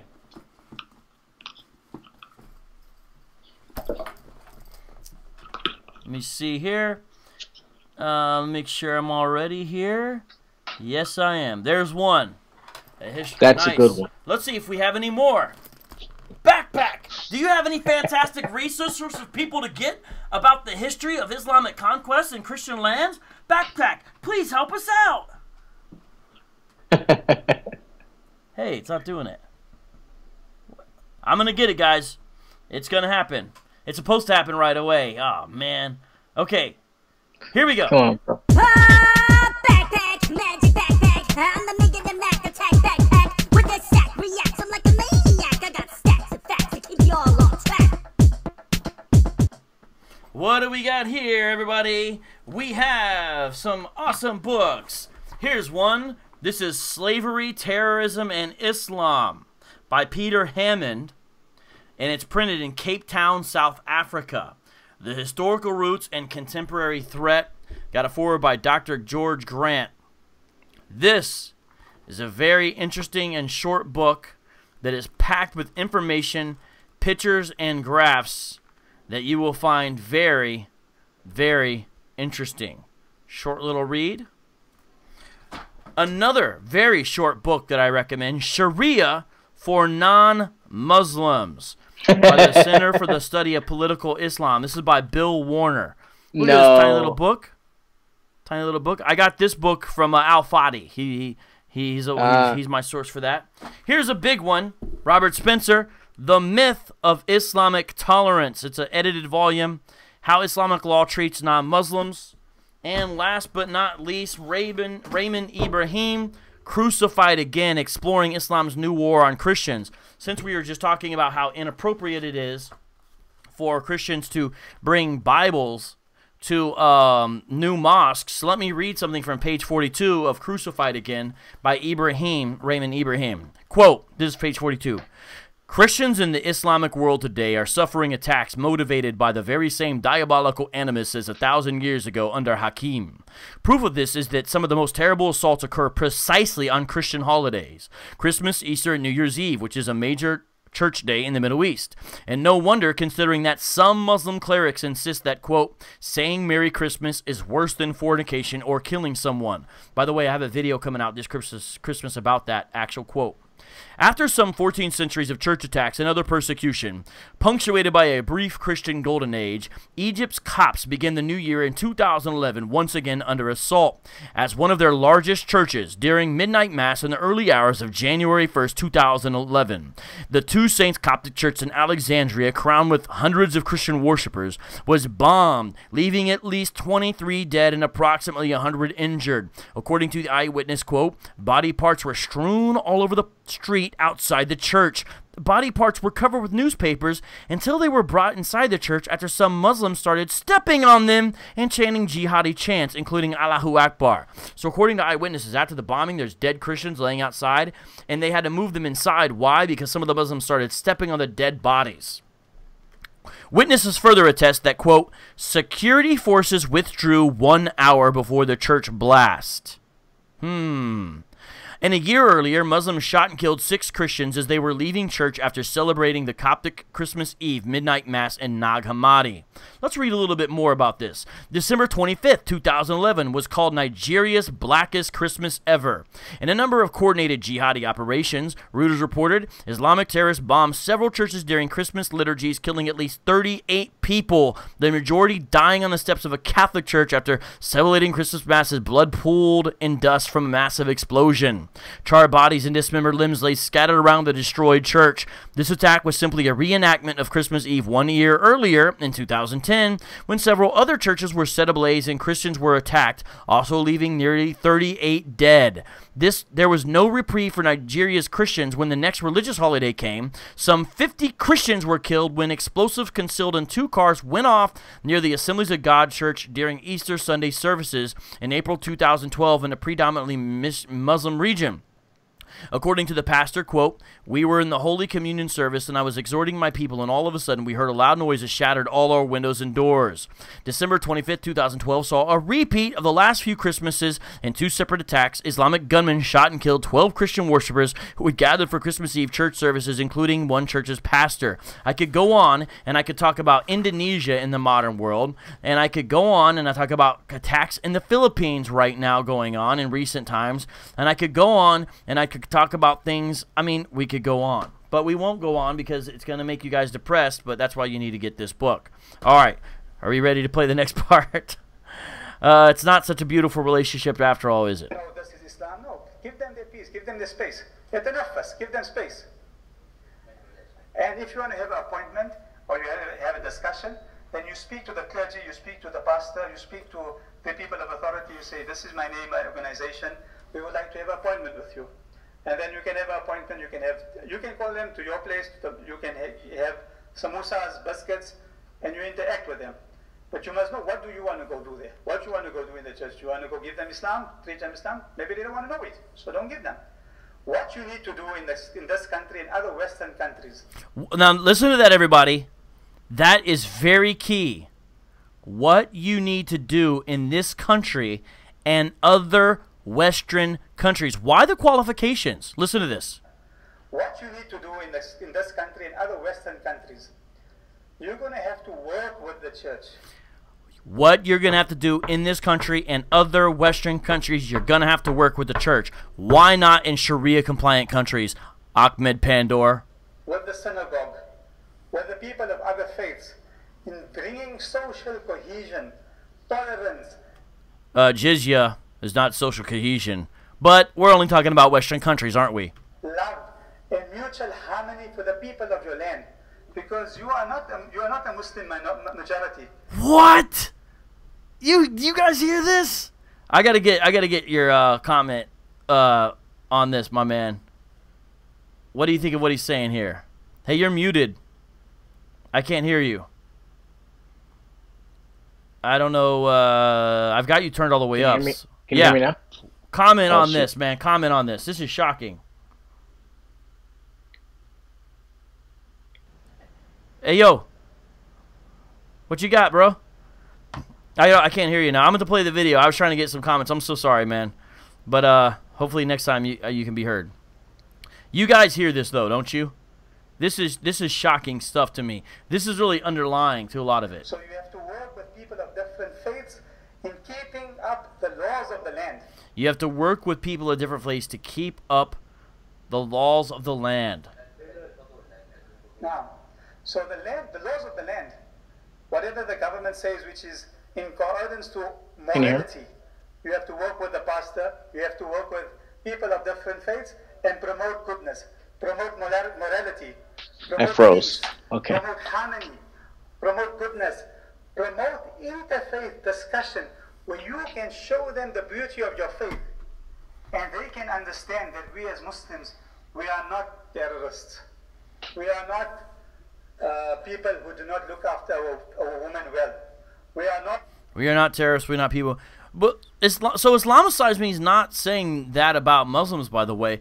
Islamicize Me is saying, even Islamicize Me, if you notice, we said a lot of Muslims don't follow these things. You know, that was something our character said. So we're talking about the what Muhammad said. We don't think that he did the things you're saying. However, lots of Muslims do. In fact, in some of these stories that I've been reading about Islamic persecution in the modern era, sometimes you'll see there are Muslims who actually helped rescue some of the Christians. Occasionally there's heroic tales like that, and I don't deny those at all. I know personally some Christians who were saved by Muslims from fellow Muslims in the lands they escaped out of. This is a true thing. This is not about being anti-Muslim because we know beautiful, wonderful Muslims. This is, though, saying Muhammad was a false prophet. Not all that the media has portrayed. So we have to show them that. And the only way that's going to happen is interact with them. And if you do not interact with them, you are being aloof. And Islam doesn't teach you to be aloof and to be in one corner and just stay away from the world, because we're living in the world. And if you do that, when you as a Muslim community need help from your government or need help from the people of authority, they will help you. You see, my brother, in this country, the people of the land... That's interesting, because why would you do that? Because I thought you're not supposed to take Christians and infidels as protectors. But what you just said seems to contradict that. And the government knows that when it is Ramadan, the Muslims are the first to help the people of the land. When it is Ramadan, the Muslims are the first to help the people of the land. I think... Can you hear me? Yes, I can. Go ahead. That's because during Ramadan, it's almost like they're obligated to do that, obligated to do something nice for someone, right? So during Ramadan, yeah, if you're going to do charity, then sure, you'll help out your fellow man. But still, like you said, you're not, according to the sources, you're not supposed to be taking any one of them as friends. Again, as of right now, because, you know, you're not legally obligated to follow that, then they just don't. So they take them as friends, they do whatever they want. Yeah, so, well, listen, guys, actually, I'm looking at this, we're over time. There's more here that we could play. I think we played enough. We played quite a lot of this. We played a lot of it. And even in the first video response that Anthony Rogers and I did on this, we actually linked the video that we did on it, meaning at the end of the video where Anthony Rogers and I responded to Ahmed Pandor's criticism of Islamicize Me, we actually then went ahead and responded. And in our response, we linked the video, meaning we showed you how you could watch the Ahmed Pandor video. And so we're giving him, you know, time, and we're giving you a link. You can watch these very easily. And you know, his channel doesn't have a lot of subscribers now. He's kind of known, but he's not real big on YouTube yet. But we're interacting this in a respectful way. But really, a big part of what we're doing is pointing out the hypocrisy and sort of double-sided nature of this, and really the subterfuge and reading behind the lines. And sometimes we don't have to try that hard to read between the lines. You got some final thoughts, man, on this? Sorry you were out a little bit, but I want to hear what you got to say.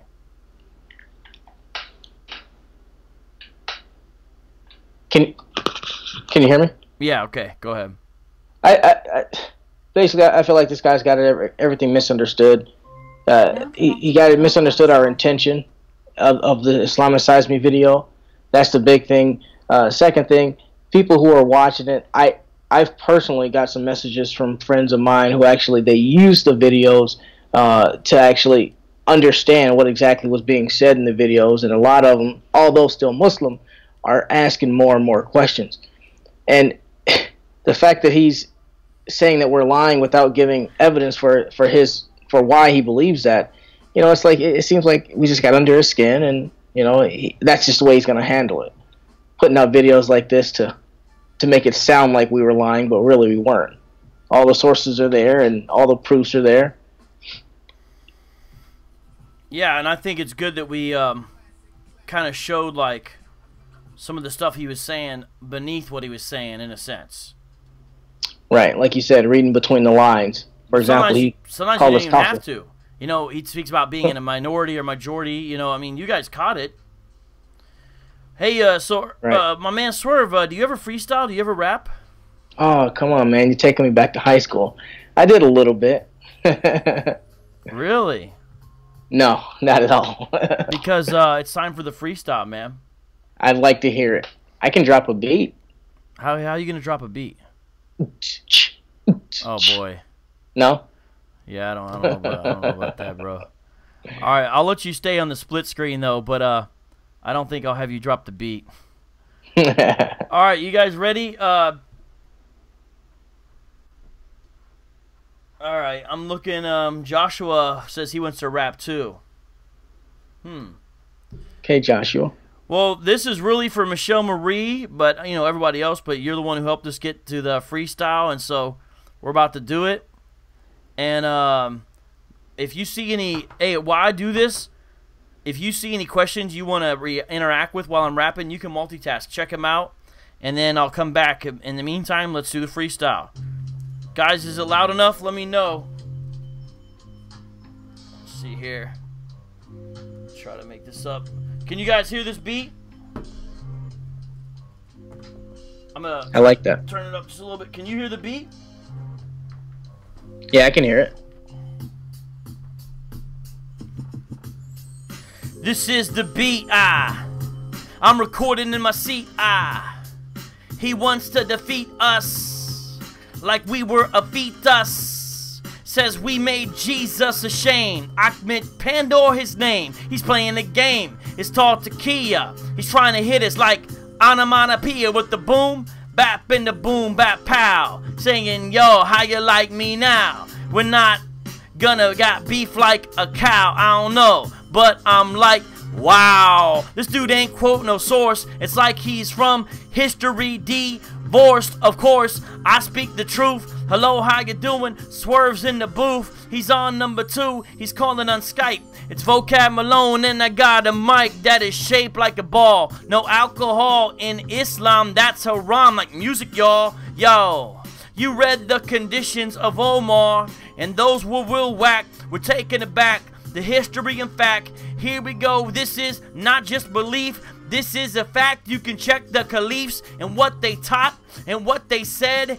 If you disrespect, oh man, I messed up that line. It was perfect. It was gonna rhyme with head. Say, if you disrespect Muhammad, then it's off with your head. They take it to the shed. They take off your shoulders. Well, you know what I'm saying. But they assign you to hell like the guy in the video. It's kind of whack. We're clowns like a rodeo. That's what he said. He insulted us, and then he said we were not adults, of course. He said we were like little children. But what happens if you have a building called a church in an Islamic land? You can't repair it. That's whack, my man. They gotta take off the cross from the outside because that's too much pride. You can't claim your symbols. You can't have no symbols. You can't make no noise. You gotta be quiet as a thimble, or maybe a mouse inside of it. This is whack. So he's trying to rewrite the truth until he's majority. All we gotta do is look at the story of Islamic relations. Not so nice. They not so keen.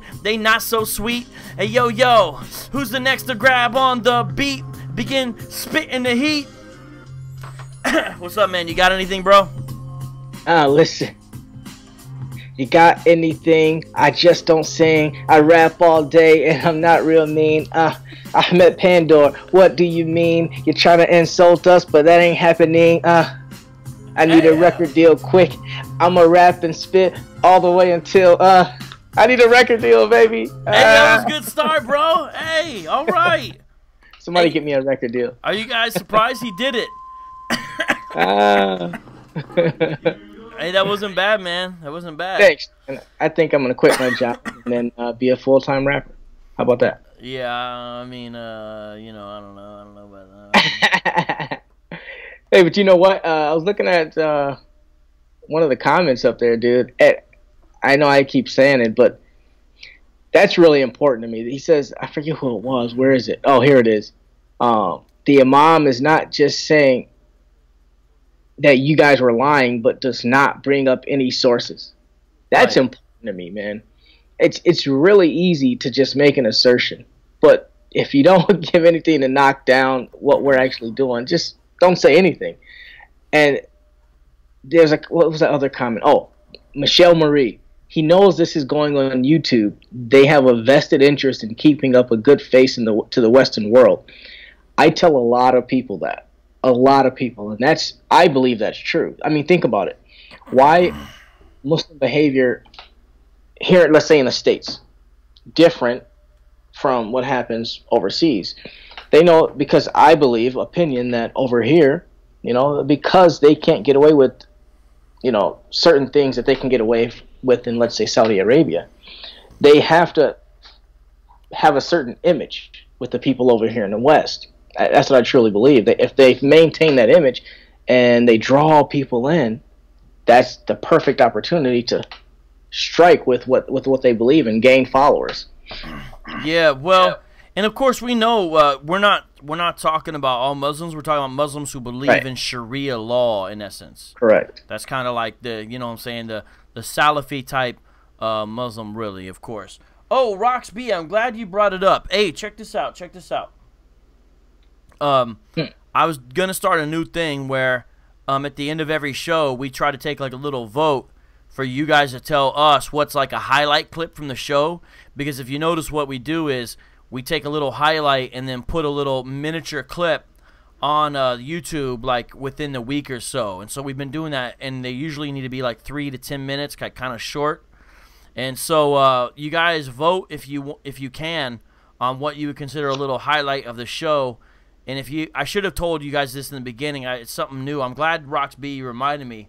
But guys, tell me what part would be like a little highlight. It can only be one part, but I'll let you guys think of that. Any highlights throughout the show? And while you're doing that, I'll do a little bit more of this poem about the dead poets. And the point of this is that you can't talk about mutual peace and harmony when the prophet of your religion killed those who insulted him with poems. Not physically attacking him, insulted him with words, right? And so let me read here. This is the third dead poet. And I'll go through a couple. Who will deal with this rascal for me? Who, oh who will deal with this rascal? I am Marwan's dead daughter's muse. I moved her to move her pen when I lampooned the stranger and wound up dead. A stranger who was a friend of the stranger saw me close my elderly eyes, lay down my gray head, and then he pressed his sword straight through my liver unto my bed. My name, Abu Afak, and I'm a dead poet. In September, this is dead poet number 4 now, I wrote a lashing lament about my dead neighbors. And then the stranger's 5 friends responded with a dagger that dug deep down from my belly and ending in my genitals. My name, Kab ibn El Asa Araf, and I'm dead poet number 4. Number 5. In January, I sung a satirical song written by Abdullah bin Katal. I didn't write it, but I voiced it, and it cost me my life. 6:30. My name, Anonymous Singing Girl, and I'm a dead poet of sorts. Here's almost dead poet number 6. I'm different than the rest on this list. I survived. Yeah, I wrote some mocking prose against the stranger, but then I got a letter from my brother the other day. I opened it, read it, it said I was a dead man. Unless I repented to the stranger for teasing him in prose, on my way to beg, a friend of the stranger leapt upon me, begging to remove my head from my shoulders. Strangely, the stranger showed mercy and let me be. February 6:30. My name, Kab bin Zohair, and I am not a dead poet, but it was a close call. Plus, all my poet friends are dead. Maybe number 7. July 2016, I was just sentenced to death. Why? WhatsApp. That's right, the messaging app, WhatsApp. See, I sent an insulting poem via text to a friend. It was about the stranger. The stranger has been dead for 1,400 years. But still, said the court, a poem mocking the stranger is worthy of death. So I sit in a Pakistani prison waiting. Still thinking blasphemous thoughts. I'm 36 years old. We'll see what happens. My name, Nadim James Masih. And I just may be the next dead poet in Muhammad's Dead Poets Society. All right, well, there's a couple more. And I don't know if people realize that most of those are actually hadith. yeah, all those dead poets I mentioned are from the Hadith, and I don't even mention all the satirists that were killed under Islamic rule. I just mentioned some of them. For insulting Muhammad, yeah. Dude, I want to rap again, bro. Oh, really? All right, well, I'll try. That beat was sick. Well, no, I probably won't do it, but that beat was pretty sick, man. I want to rap again. Wait, I probably won't do it, but what?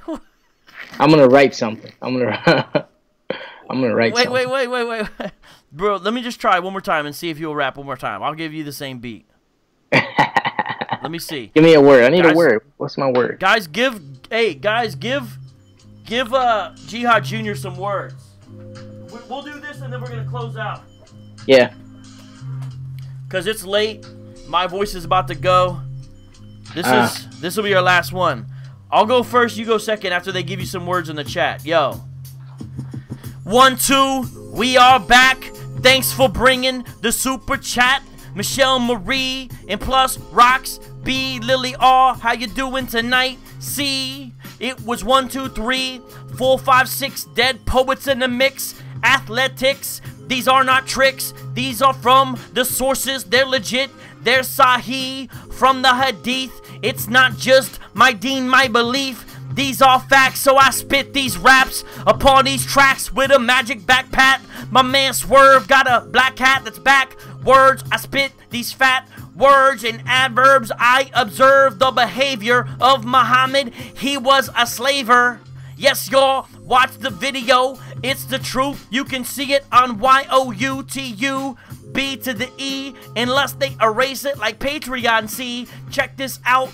Did I mention they got Robert Spencer like henchman? They got him off of Patreon. They're gonna come after us all until we are all gone. I rock it on until that time comes. Oh yes, you know it's red rum when it comes to Islam and plus Sharia. Who's next to go? Go ahead. They don't want to see ya. Booyaka. Hit it, Swerve. Your turn, Swerve. Ahmed Pandor. He is a Muslim. He thinks he's telling the truth, but he is fooling them. I'm looking at words, apologetics. I'm trying to tell you something that you're trying to sell it. Orange is the word. I can't hear the V. Okay, there it is. Orange is the word that we going with. Takia is the lie that you're trying to spit. Salvation is what you want to try to get. But if you don't, then you gotta sell it. I messed up quick, but I bring it right back so I can get to my list. The list is Cheetos, apologetics, and Jeopardy, Takia, salvation. Are you kidding me? I'm trying to get to the truth, but all I can hear is lies all the way through. What are we doing in this apologetics game? We're not trying to do the same thing. We want to do things right. We don't do them wrong, and we don't do things lame. We do them all right, and we do it all the same. Apologetics, baby. That's how we do it. Let's end the show. I hope I didn't blow it. Record deal status. That's my credo. You know I eat up whack verses like Cheetos. It's my snack when I read the backpack sources and I see he's like a maniac when he comes out and he gives us the source. All you gotta say is 3 times for divorce and the woman is gone. It happens in Iran and plus Iraq even during Ramadan. They get out the women with just the crude words and that's whack. It's not just what I've heard, it's what I've seen. They killed the poet by taking a sword and put it into his spleen. He was an old man. That's not a golden era. That's whack. That's like called terror. All right, I love it. All right. Well, yo, that's fun. We had fun tonight. Thanks for being a good sport there, Swerve. Tell people how to find your stuff real quick. You guys were Operation dope. Apologetics. Yeah. Operation Apologetics. And again, just so you guys know, when we do the freestyle, it is for fun. We don't think we're professionals. We don't think we're dope MCs. We just are having fun and mixing up stuff with apologetics, just and having fun. And, somebody's asking about how regular the show is. The show is twice a week, and it usually happens on Tuesday and Thursday. And if it happens on a different day, I'll let everybody know.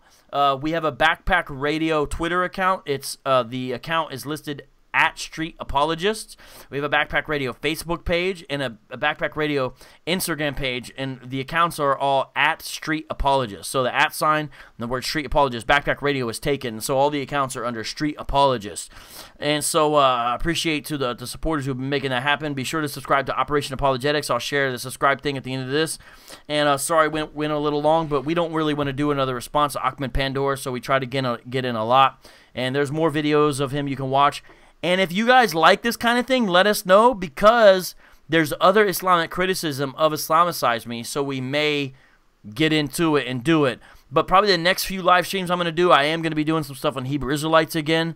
So stick around for that, because I try to have a good mix in the urban apologetic realm. That's pretty much all I got to say. I'm tired. I'm about to get out of here. How you feeling there, Swerve? Feeling good, baby. I'm feeling good. All right, thanks for joining. I'm kind of pissed off. I forgot all my stuff, dude. All your notes? Yeah, if the show was whack, blame Swerve because I'm just kidding. Don't blame Swerve. He's a good guy. All right, you guys, we are jamming out. Be blessed. Peace out. Shalom. Have a good one. All right, I'm about to end it. Oh, yeah, we got to stare at the screen. You ready to stare at the screen real quick? I'm ready. Man, I'm having trouble. Yeah, we're getting out of here, guys. I promise. I'm just having problems. Rap one more time. No. This dude. All right, well, nah, it's not. Let me do what I wanted to do. All right, well, whatever. Man, all right. All right, y'all. Peace out. Good night.